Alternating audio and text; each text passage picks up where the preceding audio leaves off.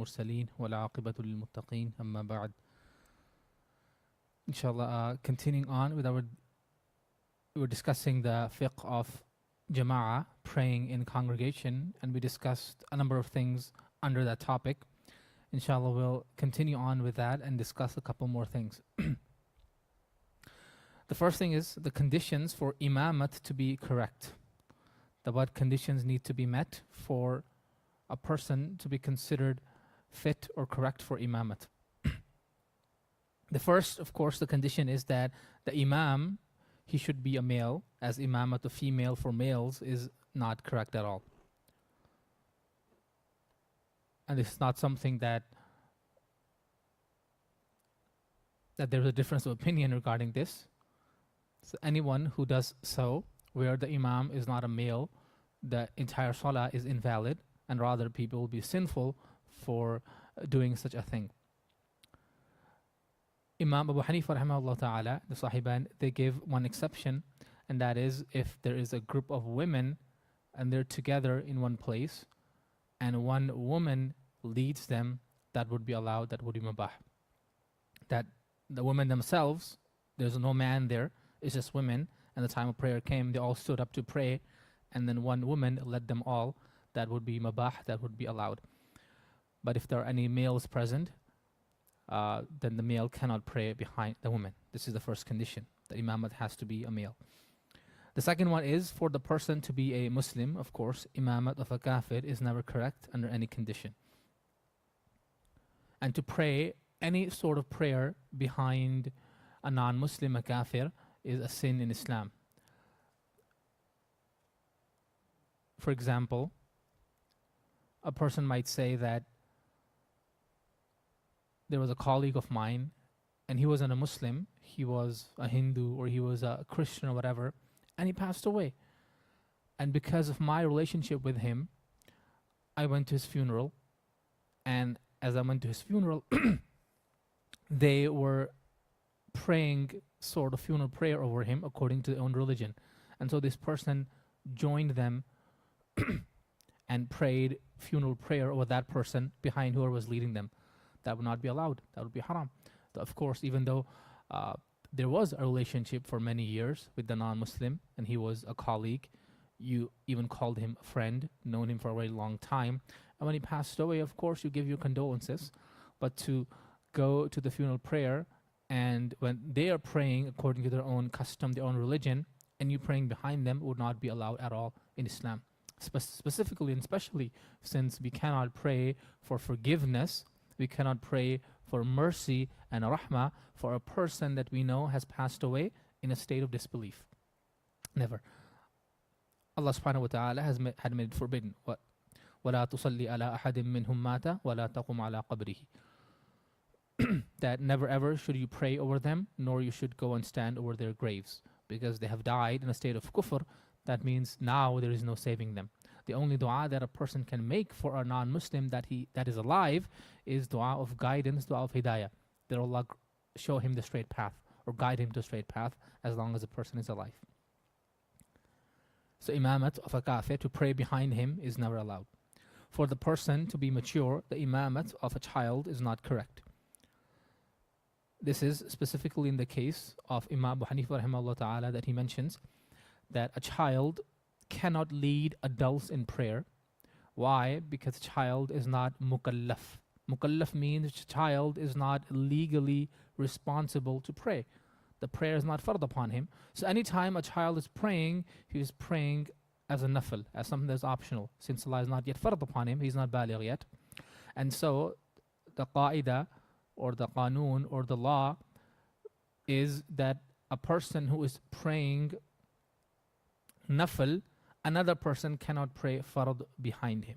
And because of that, the imamat of a child is not correct. Imam Shafi'i rahimahullah ta'ala calls it correct. And the proof they take is a hadith of Amr ibn Salma radiyallahu ta'ala an. The hadith goes as follows, that this entire tribe came to Medina and they accepted Islam. They stayed there for a couple days and then they went back. And as they were leaving, they asked Prophet ﷺ that who should we make as an imam that would lead us when we're back in our town. Prophet ﷺ told them, the one who is aqra, the one who knows the most Quran should lead you. That's all he said. And they left. So when they arrived back home, they started asking themselves that who knows the most Quran. It found out that Amr ibn Salma, who at the time was only 7 to 8 years old, he knew the most Quran out of all of them. Rather, I should rephrase that, only he was the one who knew any Quran out of them. Because they had just accepted Islam, the whole tribe. They don't know any Quran yet. But Amr ibn Salma, young as he was, he picked up and he memorized a few surahs while he was in Medina. So he was the only one who knew the Quran. And so they did the ijtihad. They did this upon their legal discretion. They decided to make Amr ibn Salma as their imam, since he's the only one who knows how to read the Quran. And so Amr ibn Salma became their imam for the entire tribe. And this hadith is found in the books of hadith. And Imam Shafi'i rahimahullah take this as that a child can lead another people in the jama'ah. Abu Hanifa rahimahullah ta'ala and the other Aimma, they say that no, because Rasulullah sallallahu alayhi wa sallam himself did not command them, you make the child an imam. That was their own decision. And the second, he was the only one who knew the Quran. There was nobody else who knew. And also the third, Abdullah ibn Abbas radiyallahu ta'ala anhuma, he is reported to have said, and this his sentence, his word has been also recorded in many books of hadith, that our children are not to be made imam until they see a wet dream, meaning that they become baligh. Only then would they be made imam. And of course, in the time Prophet ﷺ, no child ever became imam, and Khulafai Arba, no child ever became imam. So because of that, we say that, especially when it comes to fara'id, when it comes to the obligatory and mandatory prayers, adult male has to be there to lead, not a child. Now, oftentimes this issue normally doesn't come up in fard, because I've never seen a child leading fard prayer. It's normally in Taraweeh that issue comes up. Okay, because now he has just finished hifz, but he's like 10 years old, just finished hifz. Now perhaps have the child lead the Taraweeh. According to Abu Hanifa rahmatullah, even that is not allowed, because he's not mukallaf yet. Of course, he can do his own jama'ah in the back or somewhere else, but in the jama'ah of the masjid, the person that is leading has to be an adult. The fourth one is for the person to be sane and intelligent. Imamat of a mad person is not correct. Also included in it the people that are, perhaps you wouldn't call them completely insane or mad, but they are mentally unstable. They're not fully there yet. And because of that, often they do things that people find inappropriate or they shouldn't do because of their mental deficiency. Such people should not be made imam, and their imamat would not also be correct.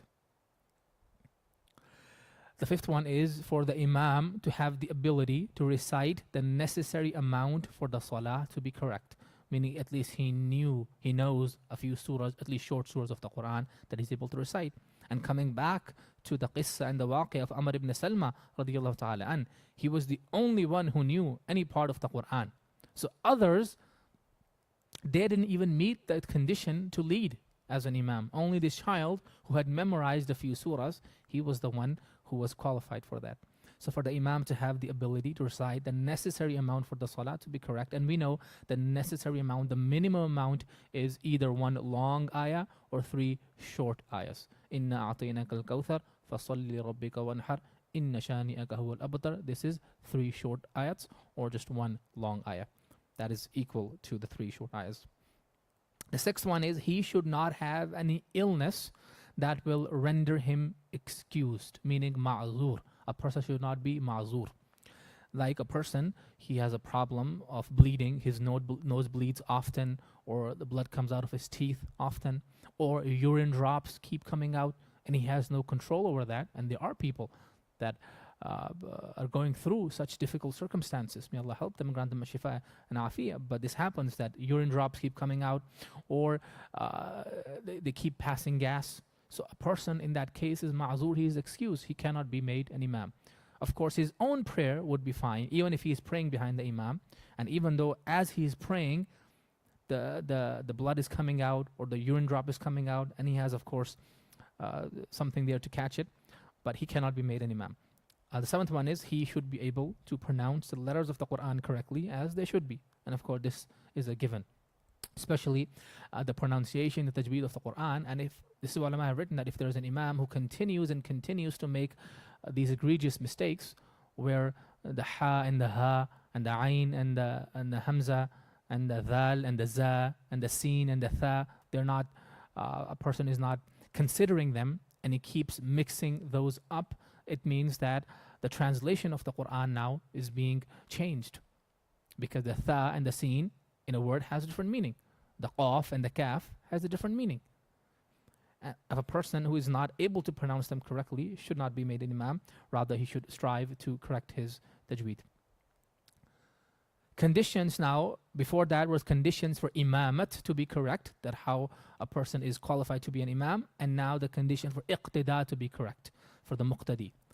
The first and foremost is the muqtadi, the one who is praying behind the imam. He makes the intention of following the imam at the time of takbir al-tahrima. Allahu Akbar, he makes the intention. You don't have to go deep into that. You don't have to say out loud that I'm praying behind this imam, so-and-so imam, you say his name, whatever. No. As long as you know in your mind that whoever is leading the prayer, I am praying behind him. As long as you know in your mind, that is enough for this condition to be fulfilled. You have to make an intention that I'm praying behind whoever is leading. The imam should be ahead of the muqtadi by a foot at the minimum. This is normally that they say, that if, for example, before this new extension was built, we know that there was a lot of times, especially in the Jummah prayers, where the imam was not one row ahead. Rather, imam was praying in the same row as the muqtadi. In that case, ulama would have written at the minimum is that the heel of the imam should be ahead of the heel of the muqtadi. And that is what was going on at the time. Since the rows were really small and short, and there was no way that even a foot of distance could be made at the time. So because of such circumstances, it is allowed that even if imam is a little bit ahead than the muqtadi, then the minimum is met. But in any case, if the muqtadi was ahead of the imam, even by an inch, his prayer is invalid. And unfortunately, this happens quite a lot especially in Masjid al-Nabawi, where people that come late, and because the entrance is such a way that the moment they arrive in the masjid, wherever they find a spot, but the imam is standing like over there, and the muqtadi all over there would be like over there, way ahead of the imam. So their salah would not be valid because they're ahead of the imam. The third one is the imam's prayer should not be of a lower state than the muqtadi. And like this is according to Abu Hanifa rahimahullah ta'ala. Imam Shafi'i disagrees. So what it means is iqtada will not be correct. For example, if the imam is performing the nafil and the muqtadi is performing fard salah. And this quite happens. We see, for example, a person is praying his own prayer over there. You have no idea what prayer he's praying. Is he praying sunnah? He's praying nafil? He's praying fard? Another person would come and he would join that person and he would be praying his own prayer.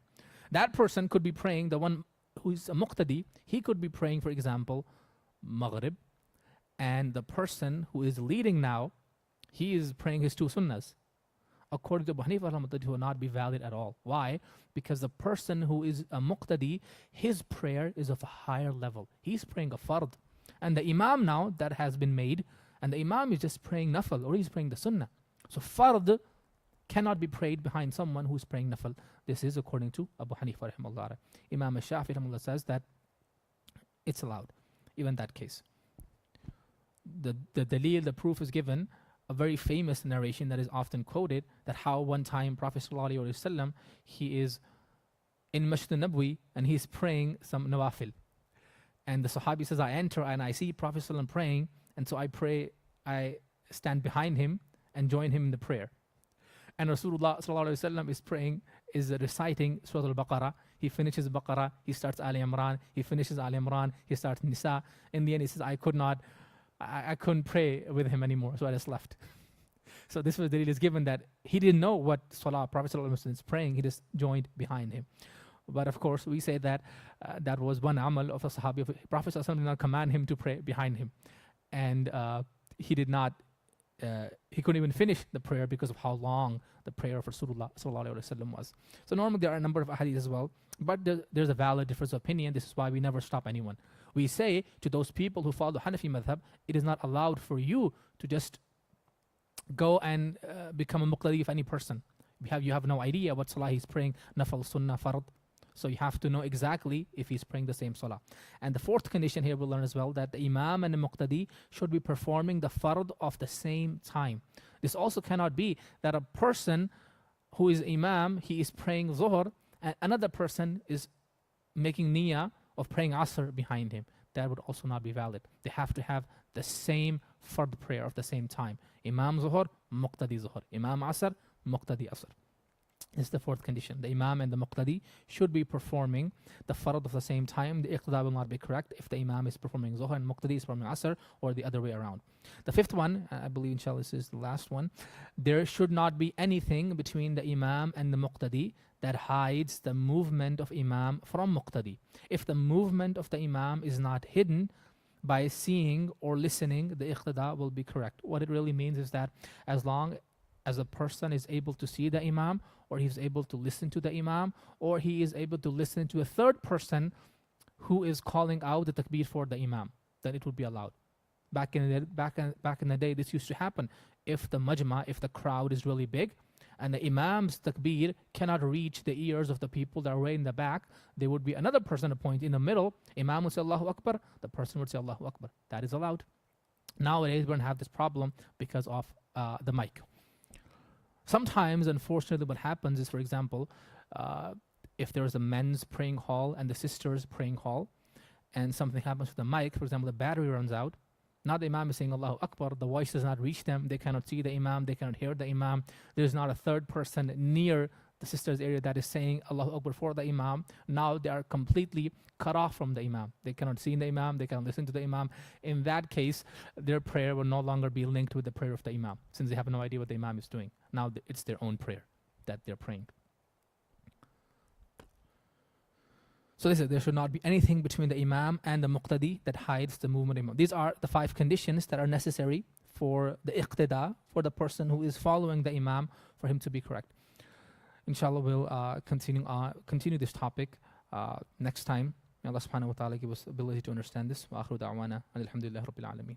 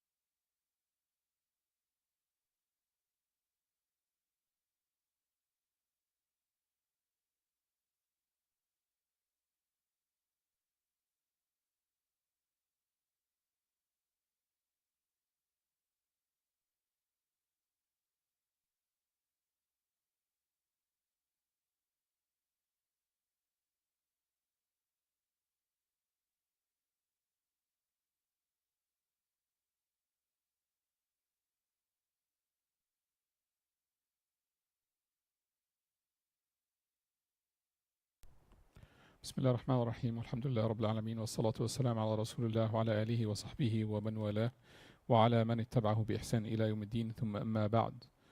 Inshallah, continuation of the seerah of the Prophet عليه الصلاة والسلام, and just few thoughts about his life during this particular period.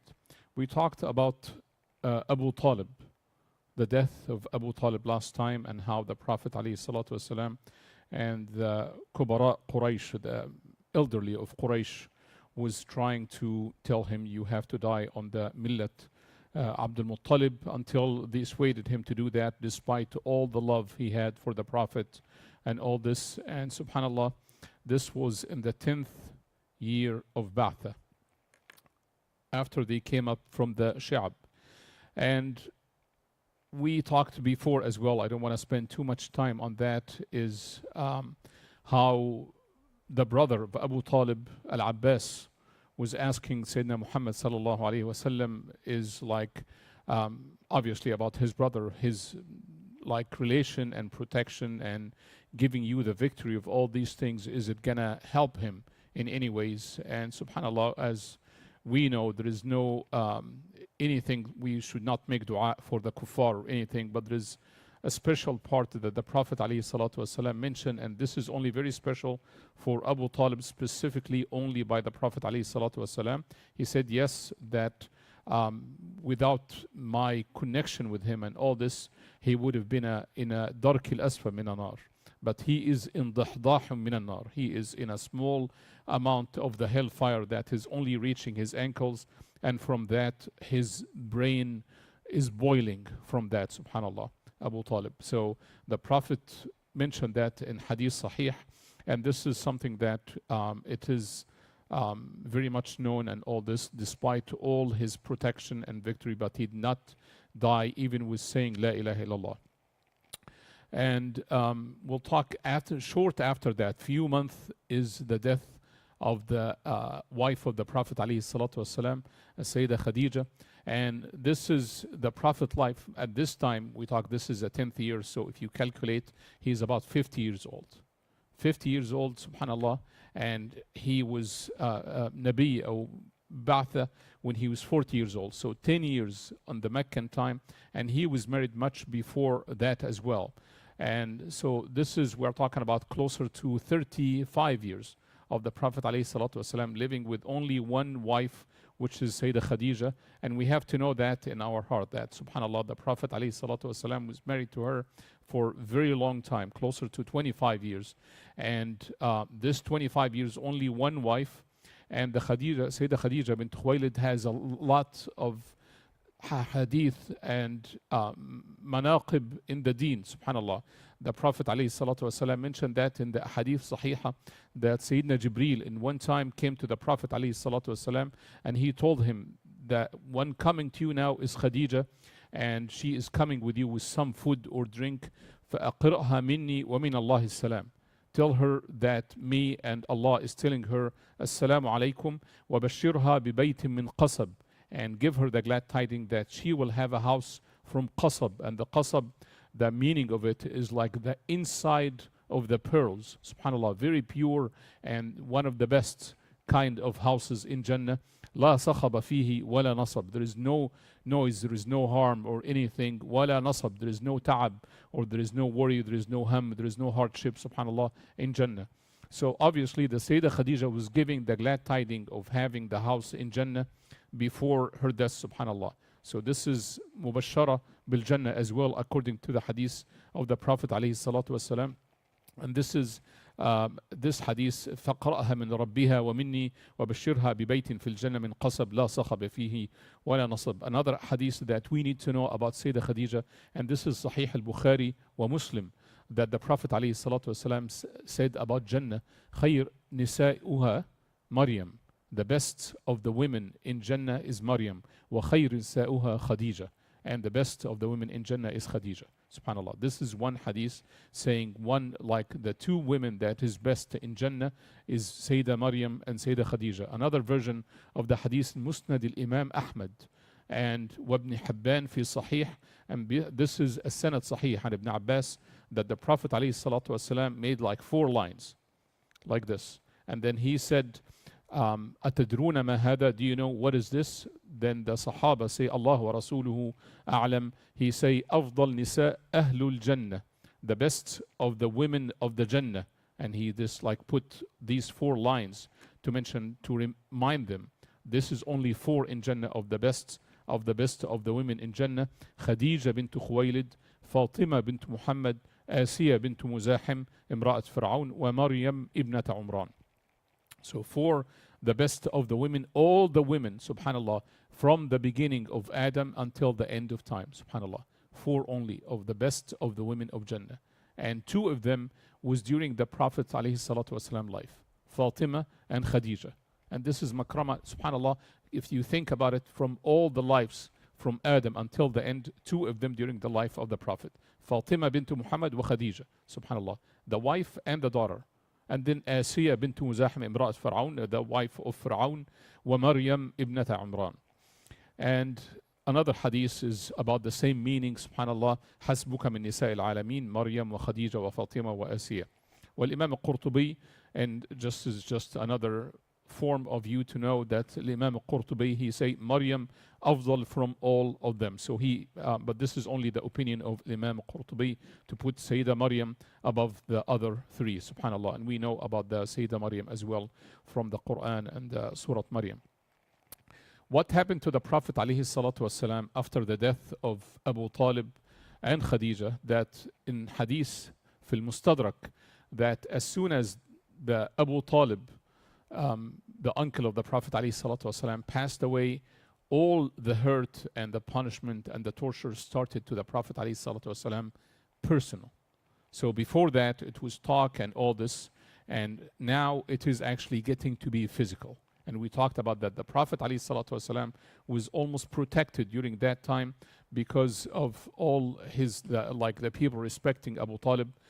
Al-Imam Al-Hafiz Ibn Kathir, the one who has Tafsir Ibn Kathir, say, وَعِنْدِي أَنَّ غَالِبَ مَا رُوِيَ. He's saying, I expect that everything that happened to the Prophet during the torment and the torture physically to him happened after the death of Abu Talib.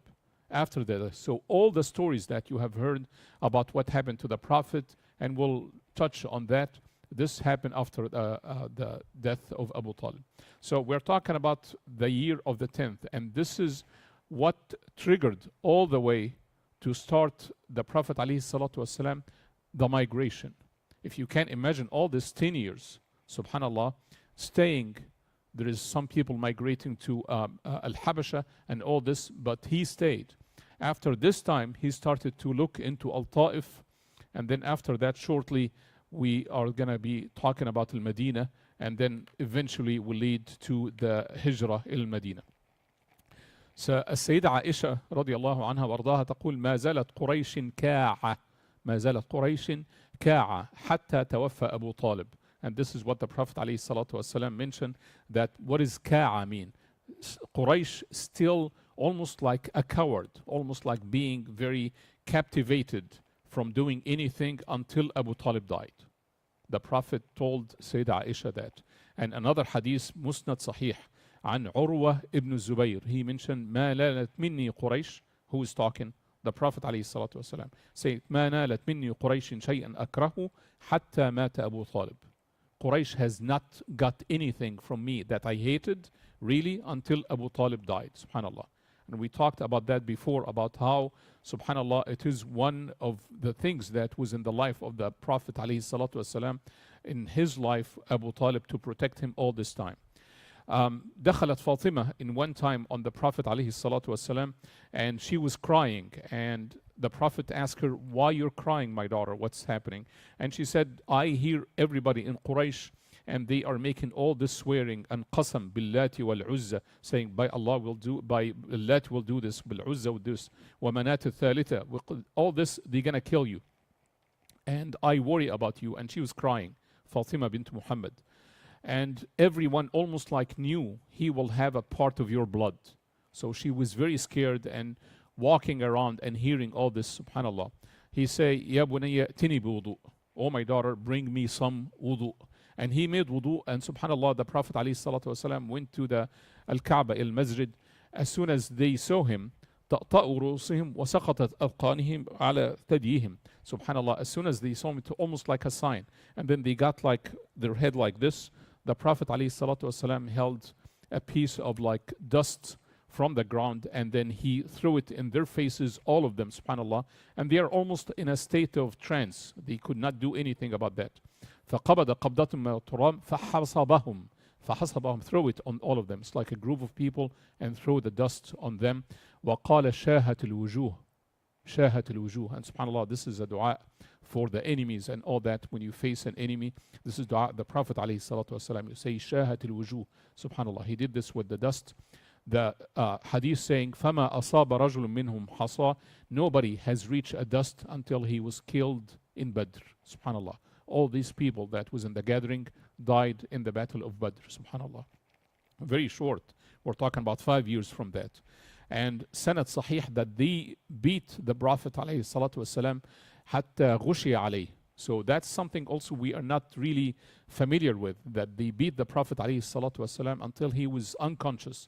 And then Abu Bakr came running to him and say, وَيْلَكُمْ أَتَقْتُلُونَ رَجُلًا يَقُولَ رَبِّي Allah.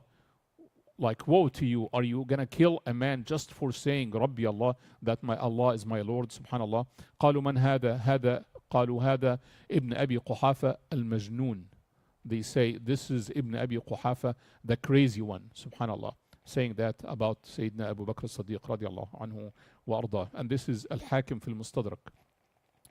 الإمام البخاري في صحيحه يقول أخبرني سألت ابن عمرو بن العاص أخبرني بأشد شيء صنعه المشركون بالنبي. So Urwa is asking Ibn Amr about what is the worst that the mushrikun has made to the Prophet alayhi salatu wasalam. He say one day he was praying in Al-Hijr, Al-Kaaba, you know the Hijr, Ismail. He was praying then فأقبل عقبة ابن أبي معيط, and put his dress around the necks of the Prophet alayhi salatu wasalam until almost subconscious. Subhanallah.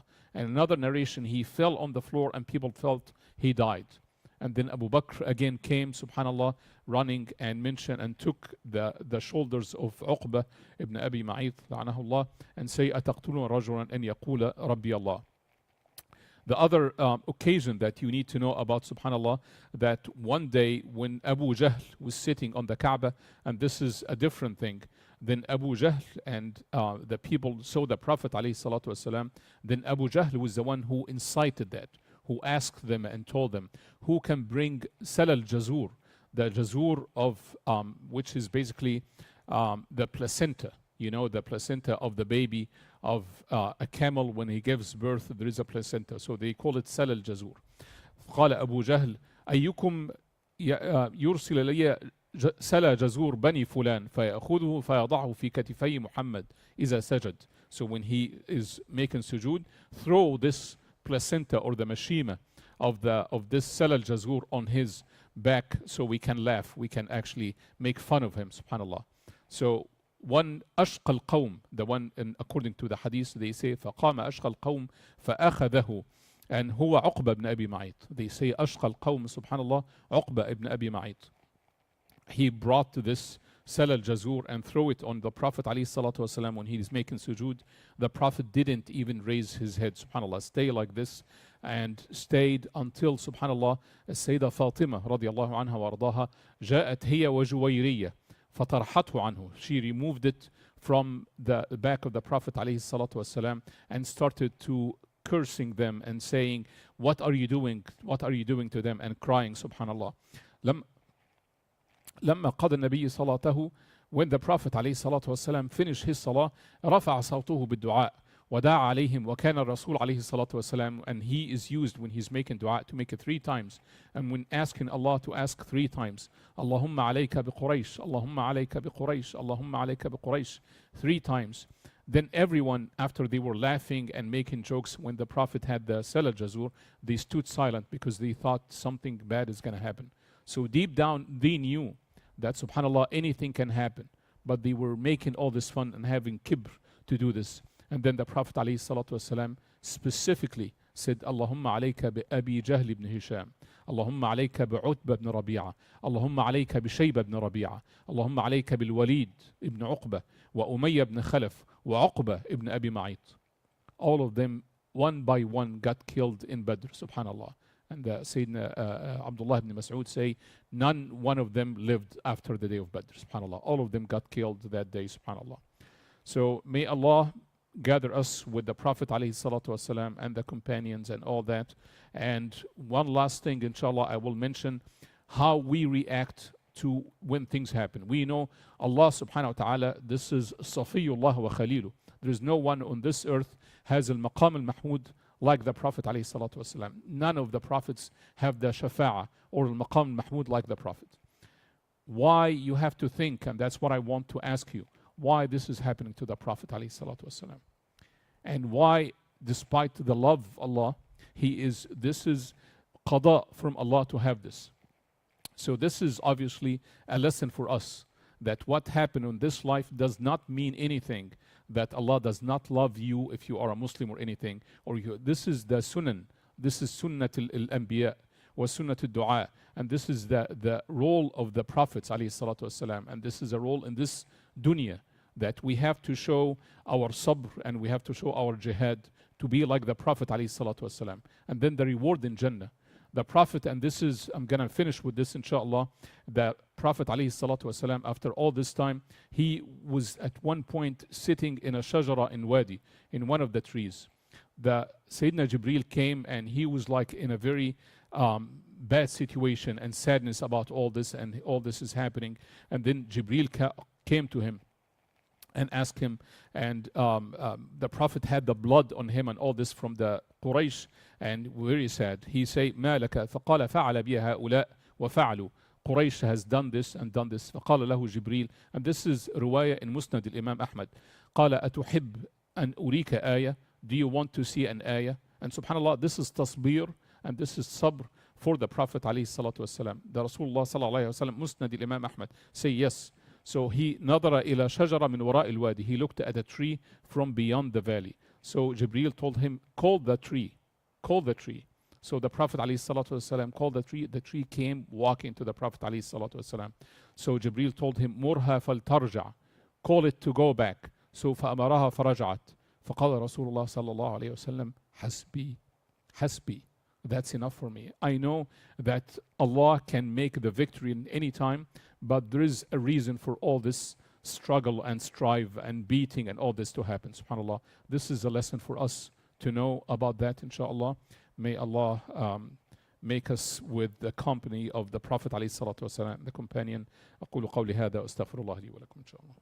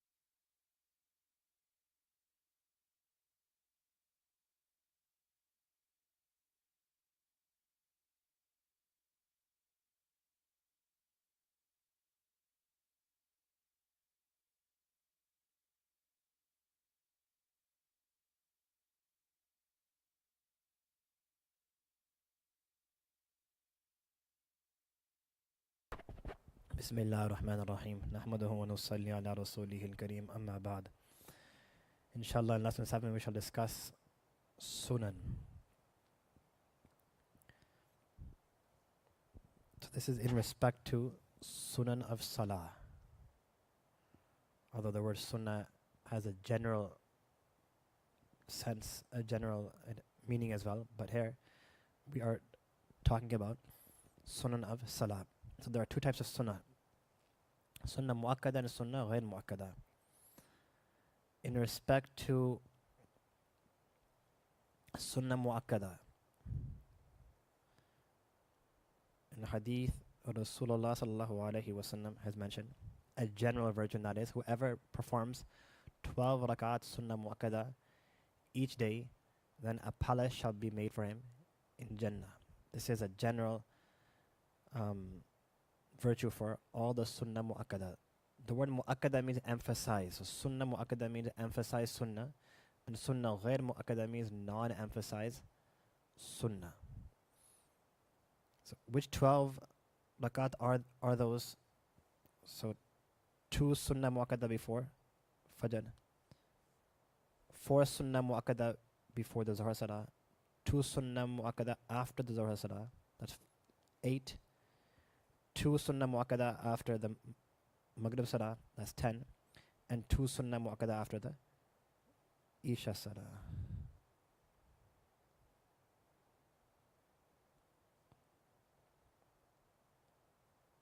So 4, 6, 8, 10, 12. These 12 rakat are known as Sunnah Mu'akkada. Emphasize Sunnah, which majority of the Ummah, alhamdulillah, to an extent, shows some kind of consideration and care in performing these Sunan. So this is a general virtue. Specific virtues in relation to the Zuhr Sunnah Mu'akkada, Rasulullah sallallahu alayhi wasallam has mentioned, whoever offers 4 Sunnah Mu'akkada before the Zuhr Salah, Allah subhanahu wa ta'ala shall save him from the fire of Jahannam. And in respect to the 2 Sunnah Mu'akkada after the Maghrib Salah, there's a hadith where in the Rasulullah sallallahu alayhi wasallam has mentioned that whoever is punctual, whoever offers his 2 Sunnah Mu'akkada after the 3 Farz Maghrib, then that will be lifted along with the 3 Farz. And in respect to the Isha Sunnah Mu'akkada, the general virtue, it has already been mentioned. In respect to the Fajr Salah, the 2 Sunnah Mu'akkada of the Fajr Salah, this is something which Rasulullah sallallahu alayhi wasallam showed extreme care and extreme importance to. Rather, there's a hadith wherein it's been mentioned that the 2 Sunnah Mu'akkada before the Fajr Salah, this is better than khayru min ad-dunya wa ma fiha, better than the entire world and everything that it contains. That's why extra care and extra emphasis is shown towards the 2 Sunnah Mu'akkada before the Fajr Salah. Now, in respect to the Sunnah Ghair Mu'akkada, the non-emphasized Sunnah, these are also important, but the difference between Sunnah Mu'akkada and Sunnah Ghair Mu'akkada is Rasulullah sallallahu alayhi wasallam would very regularly and very punctually recite his Sunnah Mu'akkada, and without any excuse would not miss them. Therefore, the Islamic ruling in respect to Sunnah Mu'akkada is that if there's no Shari'i valid reason to miss these Sunnah out, will result in a sin.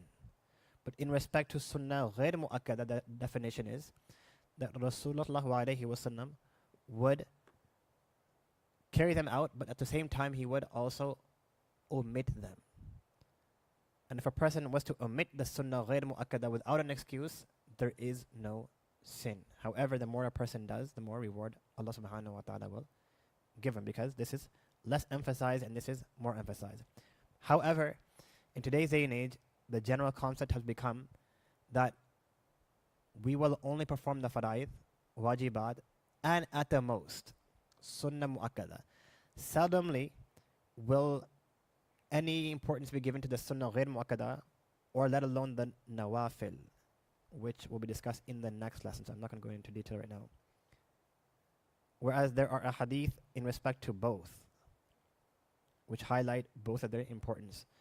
Definitely their level of importance is not to that degree of sunnah mu'akkada or wajib or farad, but nonetheless, they also hold value. So sunnah ghair mu'akkada, four sunnah ghair mu'akkada before the Asr Salah. 4 sunnah ghair mu'akkada before the Isha Salah. And then after the Isha Salah, these are the only 2 sunnah ghair mu'akkadas. Yes, 4 here and 4 there. So in respect to the sunnah ghair mu'akkada, Rasulullah alayhi wa sallam, he's mentioned a hadith, if I can recall the words correctly. I can't remember the exact words. We'll just leave that hadith out. But there are ahadith which show the importance of sunnah ghair mu'akkada. And likewise, nawafil. Now, in respect to sunnah mu'akkada, the same rules will apply which normally apply to the faraid.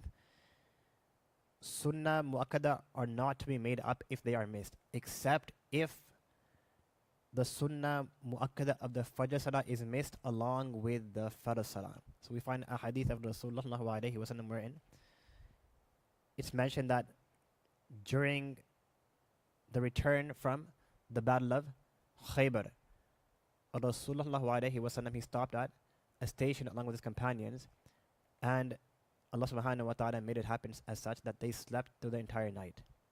So the Fajr Salah was completely missed. That was qadha. So after the sun had already risen, Rasulullah alayhi wa sallam, first, he and his companions, they performed the sunnah mu'akkada, and thereafter Jamaat and congregation was made, and then the fard was then performed.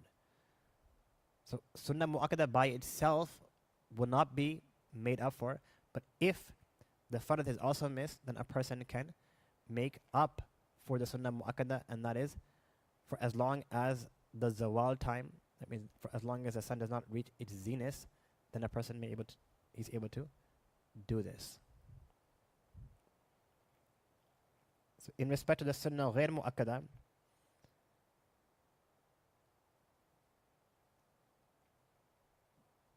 there are 4 sunnah ghair mu'akkada asr and 4 sunnah ghair mu'akkada isha. These four, they consist of 2 rakat each. So 2 and 2. Keep in mind, we are talking about sunnah ghair mu'akkada. So these here, this and this. The ruling here slightly differs. This basically means that these 2 pairs are completely independent and separate. This means that when a person sits in the first sitting, it is preferable and it is more virtuous that after at-tahiyyatu lillahi wa salawatu wa tayyibatu wa assalamu alayka ayyuhan nabiyyu wa rahmatullahi wa barakatuh wa assalamu alayna wa ala ibadina salihin, normally after ashhadu an la ilaha illallah wa ashhadu anna muhammadan abduhu wa rasuluhu, we stand up for the 3rd and 4th rakat. Because this is sunnah ghair mu'akkada and both of these are in pairs and they are independent pairs, it is more virtuous and preferable that a person continues with salat and salam, and he also recites the dua which a person would normally recite in the last sitting. This is happening in the first sitting. So he'll continue Allahumma salli ala Muhammadin wa ala ali Muhammadin kama sallaita ala Ibrahim until the end. Rabbi ja'alni muqima salati wa min dhurriyyati rabbana wa taqabbal du'a rabbana fil wa walidi bil mu'min yawma yuqimul hisab. Allahu Akbar. Now he will stand for the 3rd rakat and 4th rakat. This is preferable, this is more virtuous. However, if a person wants to stand up after at-tahiyyat and ashhadu an la ilaha illallah, which we normally do, this is also valid and is also allowed. So the same ruling will apply to the Isha for sunnah mu'akkada and the for sunnah mu'akkada of the Asr Salah. 2 plus 2. If a person has less time, he walks into the masjid, the Jamaat, the congregation starts at 7:15, and he walks into the masjid at 7:13. Now in 2 minutes, it is virtually impossible for a person to perform 4 rakat, sunnah ghair mu'akkada. So in that instance, because these are now independent pairs, a person can even make intention to perform 2 sunnah mu'akkada isha salah. because of the time restriction. And the same thing applies here as well.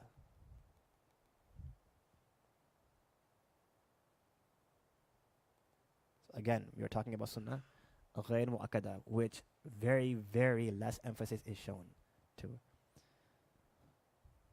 And in respect to nawafil, this is a plural of nafal. This inshallah will be discussed in detail in the next gathering or in the next lesson inshallah.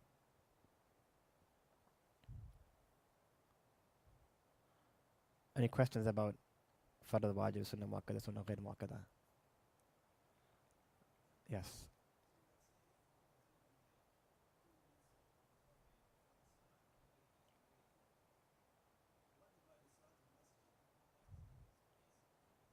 Okay, very good question. There are several nawafil salah which will be discussed in more detail inshallah the next gathering, but there's something called tahiyatul wudu, tahiyatul masjid. So tahiyatul wudu is a nafil salah which can be performed after performing wudu. Likewise, tahiyatul masjid is another nafil salah, another optional salah which is performed when a person enters the masjid. So in this situation when time is less, then because these are nawafil salah, it's hoped from Allah subhanahu wa ta'ala that Allah will give him the reward of performing all of these. So it'll be 2 in 1, 3 in 1. That's because he's giving preference to the sunnah of Isha salah. So if he doesn't have time to perform it separately, then he can make intention of the Isha salah sunnah and make this intention also that due to lack of time, I'm unable to perform tahiyatul wudu or tahiyatul masjid, and it's hope from Allah subhanahu wa ta'ala that Allah will give reward for both inshallah. And sorry, sunnah muakkada comes in the same ruling as nawafil. So the same rulings that apply to sunnah ghair muakkada will also apply to nawafil. Yes.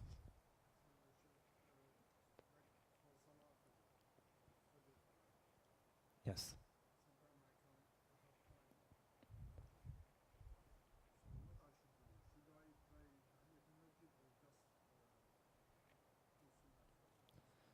So in respect to the Fajr timing, the ulama ikram have mentioned that during the Fajr timing, no nafil salah should be performed. Yes. Yes. However, if a person has qada pending, qada salah, that is the one allowance which is given.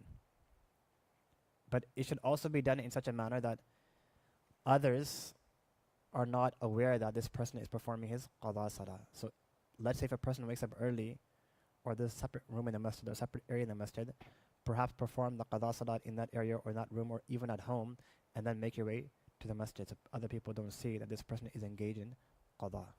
Qada is the one salah which is allowed to be performed during the Fajr time and even during the Asr time, after the Farz Asr. Barakallahu feek. And this should be given preference to over our nawafil because this is a debt.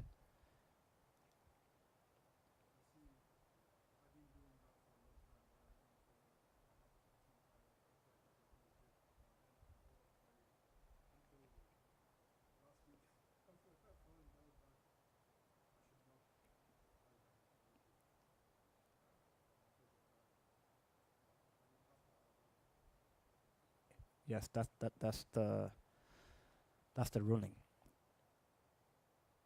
That's the ruling, yes. Barakallahu feekum. But inshallah, it's hope that Allah will accept what was already done. What's already happened in the past, it's hope that Allah will accept, inshallah. We will conclude here, inshallah. I know everyone is tired because this is the last talk, the third lesson. So by the time the third lesson comes, sorry? Oh yes, Jummah Salah. Let me just write Jummah Salah here. Then we'll conclude inshallah. MashaAllah. We have, students are paying close attention, alhamdulillah. May Allah accept. Jummah.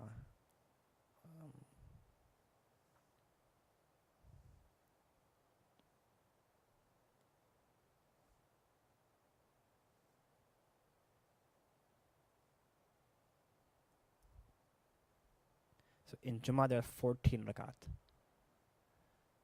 Jummah there are 14 rakat. 4 sunnah muakkada, which is the 4 before the Jummah salah. Then the 2 farad, which we perform with the imam. That's 6. Then 4 sunnah muakkada after we've already finished our salah with the imam. That's 10. Then 2 sunnah muakkada. That's 12. And then 2 nafal. It's 14. Sorry, it's not. I made a mistake here. Let me just correct this here. It's not ghair muakkada, it's muakkada. 4, 4, and 2. Jummah. 4 sunnah muakkada before the Jummah. 2 farz. 4 sunnah muakkada after the Jummah. And then 2 sunnah muakkada. And then 2 nafal.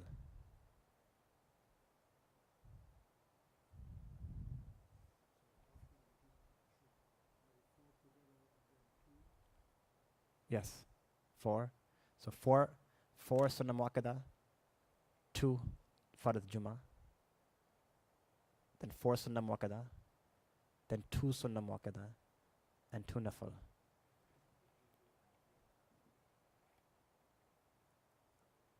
This is according to the Hanafi school of thought. Rakat.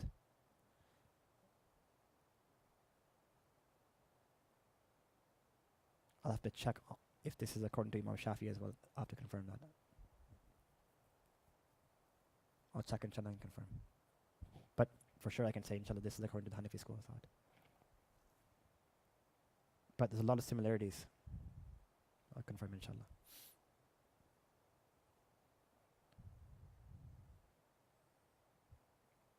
In respect to the Jummah Salah, one very important point in that is many people, they come late and they leave early. They'll come late, so no sunnah muakkada at the beginning. And as soon as the Imam says, Assalamu alaikum wa rahmatullah, Assalamu alaikum wa rahmatullah, they'll be the first ones to leave. So no sunnah muakkada prior to the Farad Jummah Salah, and no sunnah muakkada, or any muakkada for that matter, after the Jummah Salah. It's just the 2 Jummah Salah which people give preference to, and then out they go. So for this, we have to understand that we should make time. We have to correct our habits. Our habits will not correct on themselves. We have to correct them. And the least that we can do is start to give preference to the Jummah Salah and take out time. Some people, they take out or they take off the day of Jummah. Some people, they take off half a day. Some people only take an hour off. May Allah enable us to understand and practice. Wa akhiru da'wana.